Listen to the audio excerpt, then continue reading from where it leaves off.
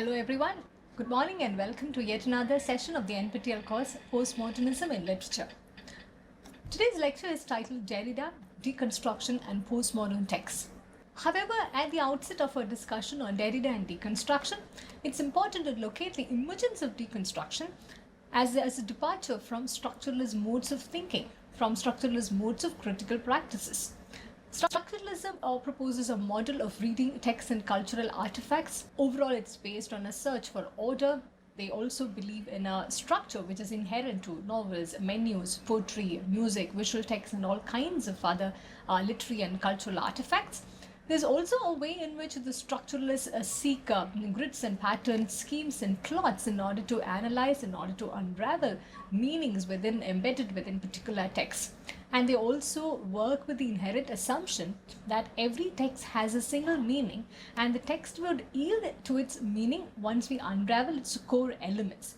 So structuralists operate with the assumption, with the belief that every text has an embedded meaning which needs to be sought, which needs to be analyzed through a series of grids and patterns, through a series of particular structures within which meanings and meaning-making processes are embedded. And within the larger context, structuralism also argues that the elements of human culture also could be located within particular structures by way of their relationship to one another towards a larger overarching system.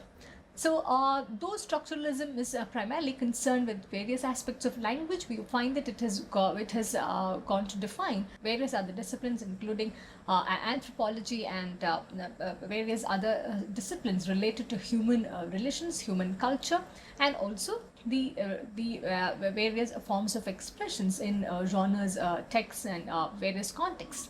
If we extend the structuralist approaches to narrative theory, we can also see that they believe in the unpacking of the elements that constitute a text's meaning. Altogether, structuralism argues for the foregrounding of various structures which would eventually lead to a meaning of a text, which would eventually lead us to a single truth, the unraveling of the text as they would call it. This, in case of literary and cultural practices, it could be through a rigorous and thorough textual analysis by paying close attention to language and form. So here it's also important to note that one of the critical practices, one of the schools of criticism that emerged as part of the structuralist movement is also termed as Russian formalism.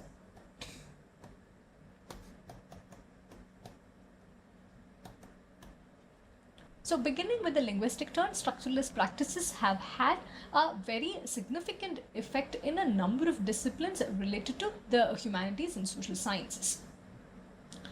Simon Blackburn has defined structuralism as a belief that phenomena of human life are not intelligible except through their interrelations.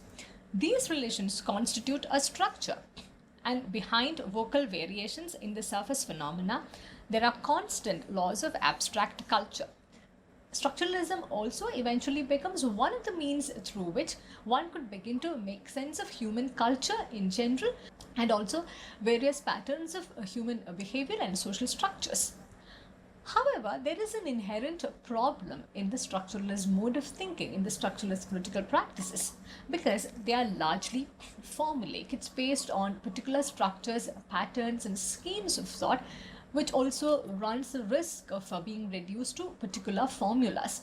And a number of critics, especially from the late 1950s and 1960s, they began to see the structuralist mode of thinking as a restrictive and limited practice of viewing the world. And we also know how a number of critics just Barth began to argue for the need for the openness of text. We also saw how in Barth's Death of the Author, what gets foregrounded is the text connection with other texts and the reader's role in the production of meaning, which is again a move away from the structuralist critical practices. And post-structuralism in that sense could be seen as an expression of a sense of disillusionment with the nation state, with philosophies of emancipation and critical thinking itself. And this is not a totally a baseless allegation which is being made against nation states and philosophies of emancipation, because this is something that the world also witnessed because this is something that the world also witnessed in the aftermath of the Second World War, and also with the various kinds of political unrest and social and also with the failure of the various systems of social hierarchies that we began to see, especially from the middle of the 20th century onwards. And in the context of today's discussion, in the context of situating the post-structuralist philosophies, we may particularly recall the civilian unrest in Europe in the 1960s, and in particular the 1968 student rebellions in Paris, with which a number of the French post-structuralist philosophers were also involved, the Vietnam War, which had unforeseen consequences and also altered the grammar of nation states, the grammar of politics in the 20th century, and also a number of other geopolitical disasters. So the mid-20th century began to pose a crisis, and the need to move away from the structuralist modes of thinking, from structuralist critical practices, became all the more imminent then. And it's important to also see how the post-structuralists began to depart from the structuralist modes of thinking. Here we have some of the fundamental ways in which post-structuralism began to radically differ from structuralist ways of thinking. Here it also becomes important to note that it is impossible to make sense of post-structuralism, that it becomes impossible to define post-structuralism without any reference to the structuralist modes and the structuralist methods. For example, if the structuralist thinkers consider the individual as sacred, we see a completely radically different proposition being put forward by the post-structuralists. They locate the subject as a cultural construct. There is nothing sacred about the individual, but everything becomes a social construct. The mind is located as a realm of meaning in the structuralist practices, but however, in the post-structuralist form, mind is a site where interactions are situated as symbolic beings. And while the structuralist critics believed in the universal laws and essences, which they also thought had given the fundamental premise for framing and locating particular structures of language, of culture, and of various other forms of social realities, the post-structuralists began to argue that truth is local. Language creates reality. There is no other inherent, always already present reality other than the one created by language. Structuralists believed in the inherent universal meanings that precede the text, and on the other hand, post-structuralists argued that meaning is intertextual. It is determined by social discourse, and this is not a fixed meaning, this is not a fixed discourse or a fixed entity. It changes with history. And these are and interestingly, all of these premises which are associated with post-structuralism can also be associated with postmodernism.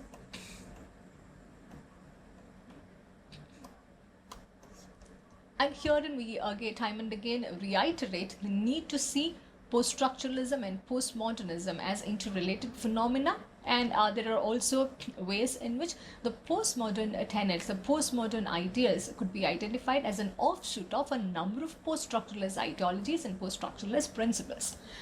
Consequently, as noted earlier, when we begin to identify post-structuralism, an expression of the disillusionment with the worldview endorsed by structuralist practices, we also begin to see a number of intellectual movements, a number of critical movements against this predominant structure of structuralism. In that sense, particularly from the 1960s onward, we find a number of thinkers, a number of philosophers, particularly from the French post-structuralist realm, opposing the structuralist practices with the kind of new ideologies, the new frameworks that they begin to foreground. And in this context, particularly for this lecture, we shall be focusing on Derrida's Of Grammatology, published in 1967. There are also a number of other philosophers and thinkers who began to challenge the structuralist modes of thinking, such as Michel Foucault, Lyotard, Gilles Deleuze, Frederick Jameson from a Marxist point of view, Julia Kristeva, Zizek, and Jean Baudrillard. And these are also, interestingly, some of the writers whom we shall be taking a look at in the context of discussions related to postmodernism. Here, we are again being alerted to the fact that post-structuralism has close contiguities with postmodernism. So it becomes, as we have noted multiple times in the introductory sessions, it becomes rather impossible to understand or locate postmodernism without a clear understanding of post-structuralism. And simultaneously, it becomes difficult to understand post-structuralism without engaging with structuralism in order to see how post-structuralism departs, how post-structuralism moves away from the dominant tenets of structuralism. In this context, what becomes more relevant for today's discussion is a deconstructive turn that Barthes and Derrida began to propose from the 1960s onwards. And here we also realize that, and this was also evident in our discussions related to Barthes' Death of the Author, that Barthes and Derrida are among the earliest thinkers who began to make the first moves in rebelling against a structuralist reading of text. Here it's again important to recall Barthes' view of textuality, where he argues for an openness and endlessness of meaning making and narrative process. And here we begin to see how the departure from the structuralist mode and also the connection, the interconnection between different theories and different texts become important in understanding post-structuralism and thereby postmodernism. And it's in a similar mode that we begin to understand and unpack the idea of deconstruction. Deconstruction in a broad sense could be considered as an offshoot of post-structuralism, and many critics have also felt that since Derrida is the person who's associated with the term and the movement deconstruction, it's also about Derrida's war against the entire Western tradition of rationalist thought.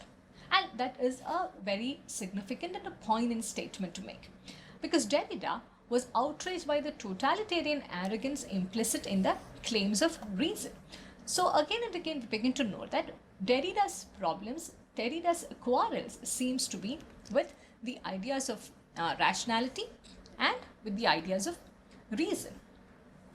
And this sort of an eccentric outburst, if we may call it so, against the ideas of reason, against the foregrounding of rationality, was not entirely out of place, because Derrida was living during a time when the world itself, when the world had begun to witness a number of atrocities in the name of rationality and in the name of reason.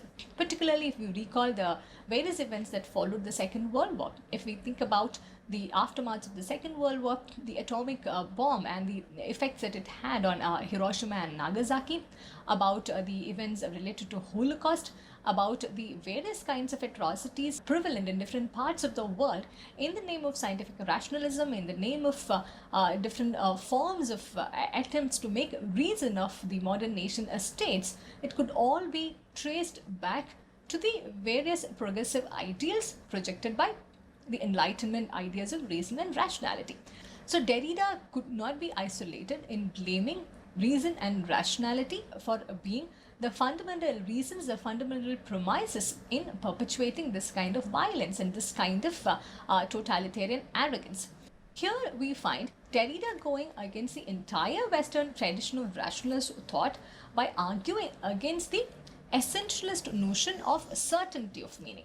And here we can also find a number of intertextual references, as in when we discussed. This was also something that Barthes began to foreground in his Death of the Author, and what Foucault later problematizes in a number of his works, including in What is an Author. And what Derrida's deconstruction does in a fundamental sense is to critique the relationship between text and meaning. And how he goes about this and how this begins to affect the meaning making process in the post-structuralist postmodern world is something that we shall be taking a look at shortly. There is nothing outside the text is the post-structuralist dictum associated with deconstruction. And here, when Derrida tells us that there is nothing outside the text, he uses the term text in a semiological sense of extended discourses. Here he talks about all practices of interpretation, including language, and language here is not seen as the only form of interpretation. There could be other forms, which is what deconstruction would eventually lead us to. And one of the popular ways of understanding deconstruction is to see it as a series of readings of text with an ear to what runs counter to the structural unity or intended sense of a particular text. So in some sense, the deconstructive turn, which argues that there is nothing outside the text, also shares the same belief with the structuralist modes of thinking, that there is a structural unity or an intended sense for a particular text, but we need to make an alternative reading or a better sense of the text by paying attention to what runs counter to these unities or these intended meanings. In other words, what deconstruction would eventually propose to do is to encourage a kind of reading which would also peel away like an onion the layers of constructed meaning. So away from the structuralist modes, deconstruction also believes that there is no single meaning. In the contrary, there are layers of constructed meanings which could be peeled away one after the other. And this also again foregrounds the notion that meaning making process is not an end by itself. It also foregrounds the notion, again shared by Barth, that there is no single meaning making process, but on the contrary, the process of meaning making process itself becomes another kind of a meaning. And here we are also moving away from the single idea of truth, the single idea of author intended meaning, and also again giving the text or a context or any kind of cultural and literary product into the hands of the reader for him or her to make his or her own particular interpretations based on his or her experiences and different sorts of frameworks that they choose to employ. Let's take a closer look at the man behind this movement, Jacques Derrida, who lived from 1930 till 2004. He could be considered as one of the most elusive, controversial and influential figures, literary and intellectual figures of the 20th century. He was also an academic celebrity. His work, though it was primarily at the level of language and discourse, we also find that it eventually had a very significant influence on a number of other disciplines such as philosophy, literature, the law, and political theory and social theory. His writing has been described as playful, elliptical, and sometimes obscure, and his writings also displayed a very high degree of self-reflexivity, which is a rare feature to be seen in contemporary writings. As one of the critics would put it, the way he makes his arguments is the argument itself. That was the self-referentiality, that was the self-reflexivity with which he wrote his works. Derrida was obsessed with the functioning of language. In that sense, he was also immensely influenced by the linguistic turn in the structuralist mode of thinking. He was immensely influenced by the various theories put forward by Saussure. So when we begin to locate Derrida's work from a linguistic turn, we also begin to notice that Derrida's earlier work was built upon the Saussurean notions of language and signification. So what do we understand by the Saussurean notions of language and signification? Saussure believed that language was a system in which various components existed in relation to each other. So in order to identify the structures inherent in language, it was also important to make sense of this relation between each other. He also spoke about the link between the signifier and the signified, the signifier being the word and the signified being the concept, the mental concept that we have about the sign. And this relation, this link between the signifier and signified, Saussure argued that it is purely arbitrary. It begins to participate in the meaning making process by convention and repeated use. And this is something that we notice with every language, every feature of language, and the way in which the sign, the signified, and the signifier are connected to each other. So here, if we take the apple as an example, the apple is the sign, the object, the real object of the thing, and the signifier is the physical existence of this object in terms of the sound, the word, or an image associated with this thing or this object, the apple. Red, leaf, round, apple could be the various signifiers associated with this object.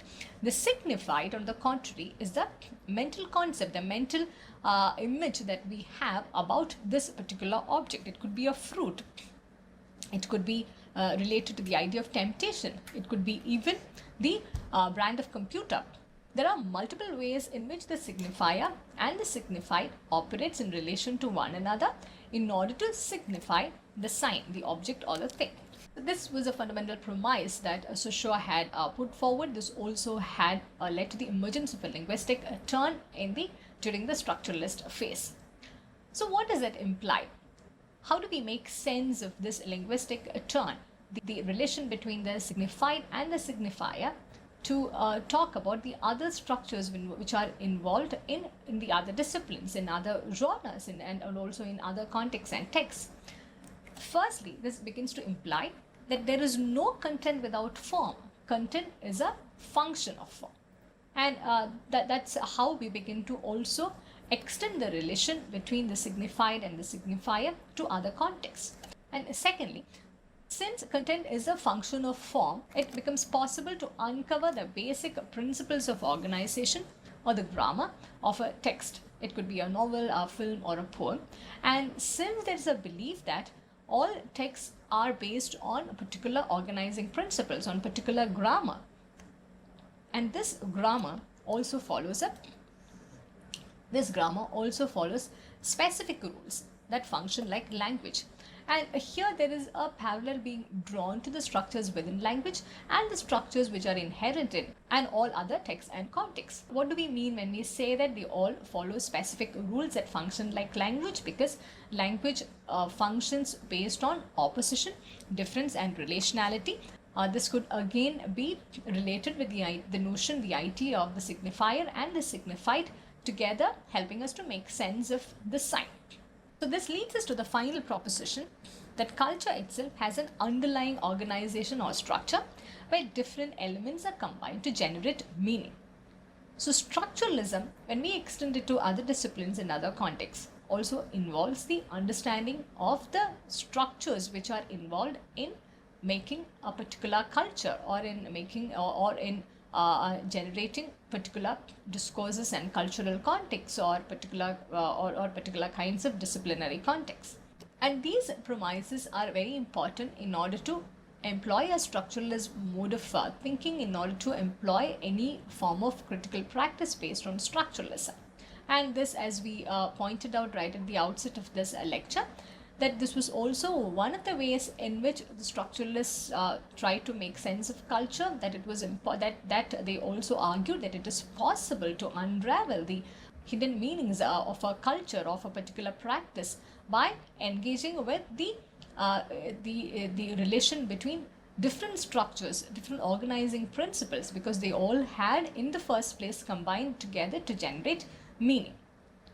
We find Derrida initially agreeing with these propositions, but what makes him different, what enables him to take a deconstructive turn from a linguistic turn, is the fact that he took them to radical extremes. And how did he do that? He shared the Saussurean belief that if the relation between signifier and signified is arbitrary, all language is relational. But here comes the twist and the turn that Derrida employs. If this is the case, if this relation is arbitrary and if all language is relational, then the process of reading is a movement from one signifier to another. As we have already noted, this object or this image employs signifiers such as red, leaf, round, and apple.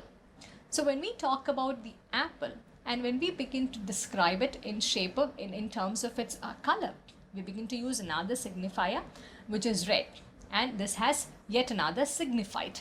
And when we talk about the shape of the apple, we talk about another signified, which is round, which the meaning of which could be located in yet another signified. In this sense, what Derrida begins to tell us is that the process of reading, therefore, is a movement from one signifier to another, because in order to describe a signified, we would be using a number of signifiers. And in this process, we can never come to the end of signification and discover the meaning which is embedded within structures or within languages. Because this is an impossible task, because when we get to the end, we are faced not with the signified, but with yet another signifier. And this search for meaning, this process of reading, which Derrida says is a movement from one signifier to another, does not eventually lead us to a single signified after which we can rest the case. On the contrary, it leads us because there is a need to bring up yet another signifier, because this is a rather endless process. As this example would show us, we need various signifiers to talk about the signified, and again, in making sense of the signifier, we may have to use yet another signifier. The significance of deconstruction, the significance of a deconstructive turn in this reading process needs to be situated within this complexity, within this problematization of the reading process of a movement from one signifier to another, because there is an impossibility to locate the end of signification and discover the true meaning. And here in this process, we also begin to notice that every signifier refers to other words or signifiers in an endless postponement. The term that Derrida uses is difference of meaning.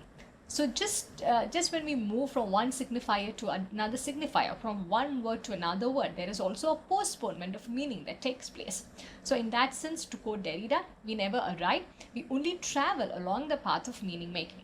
For example, when we begin to describe a cat, we can use a number of these signifiers, number of these words such as animal, organism, whiskers, tail, and we only realize that there is no end to this process, there is no final signified that we can locate, but we only have more signifiers along this chain of signification, and this chain is an endless chain.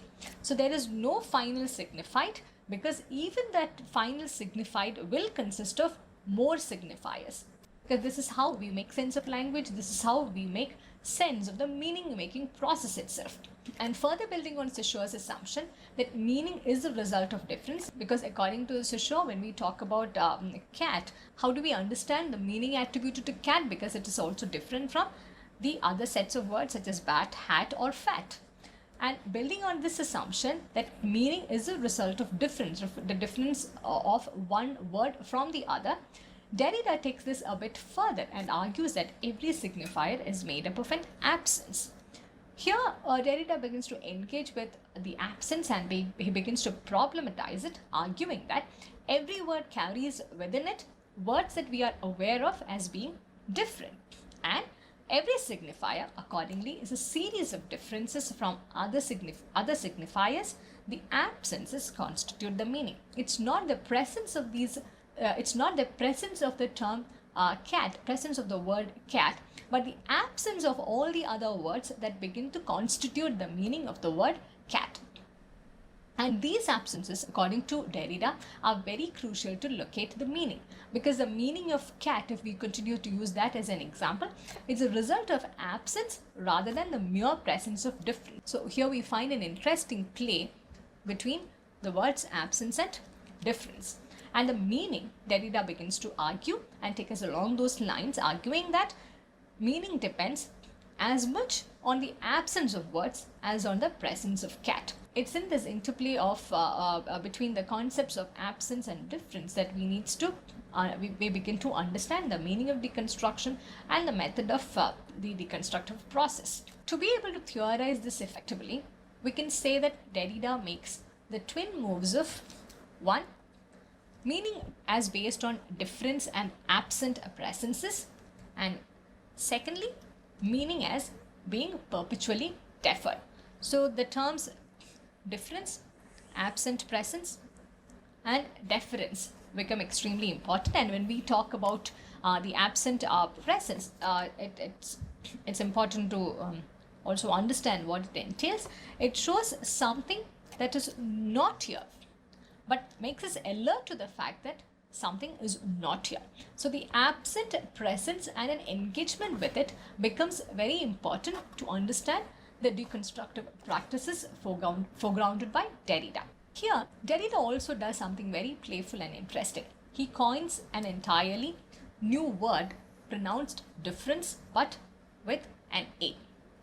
This is a French term which he coined in order to make sense of these twin moves that he makes of difference and of deference. Because in order to make sense of meaning, in order to engage with the process of writing, it's important to locate language. It's important to locate the meaning making process as based on difference and also on deference. And for this, he coins this new term, difference with an A, and argues that all writing is difference. And it is a writing of this difference that he begins to define, he begins to articulate, he begins to theorize and problematize in his work on of grammatology. And grammatology is also a term that he uses to talk about a study of this difference. In Derrida's influential work of grammatology, published in 1967 and later translated into English by Gayatri Chakravarti Spivak in 1976, it's considered as the greatest contribution by Derrida. Derrida discusses the aspects of deconstruction and of difference with an A of grammatology, and he also continues this discussion. He also talks about these aspects, these notions, in a number of his other works. And to quote one of the modern theorists, Derrida's chief contribution has been to show how language is fundamentally slippery based on self-contradictory, unfinalizable conditions of difference and deference. His arguments have focused on the need to pay closer attention to the way in which meanings are produced temporarily than with any finality, through contradictions and ambivalence, and have consistently rebelled against any authoritative or authoritarian meaning. When we talk about the postmodernist reading practices, when we talk about the difficulty of meaning making process in the postmodern reading, it also needs to be understood within the context of this rebellion against any authoritative process of meaning making. And here again we begin to see that Derrida's notions of deconstruction, Derrida's engagement with the unfinalizable conditions of difference and deference also becomes a postmodern premise, which is also yet another defiance against all kinds of finality, all kinds of attempts to make, to identify and foreground a single authoritative meaning. Significantly, a strain of this rebellion we have located in all the texts that we have discussed so far, because this rebellion against a single unified meaning is at the heart of postmodernist thought. As we begin to wind up today's lecture, let's quote from Raman Selden. As Derrida typically writes, the task of deconstruction is to discover the other in philosophy. The result is a questioning, now common practice in radical sections of humanities, of notions of identity, origin, intention, and the production of meaning. In today's lecture, we have taken a look at the intellectual context which produced the significance of deconstruction as a method, and how the deconstructive turn takes off or moves away as a departure from the Saussurean linguistic turn. We've also seen how poststructuralism as a mode of engagement with meaning becomes contiguous with the postmodern thoughts, with the postmodern engagement with meaning. In the following lecture, we shall be taking a look at how deconstruction as a method operates, how deconstruction seeks to discover the other, and how it helps it enables the questioning of the notions of identity, origin, intention, and the production of meaning in the postmodern text and context. That's all we have for today. Thank you for listening. I look forward to seeing you in the next session.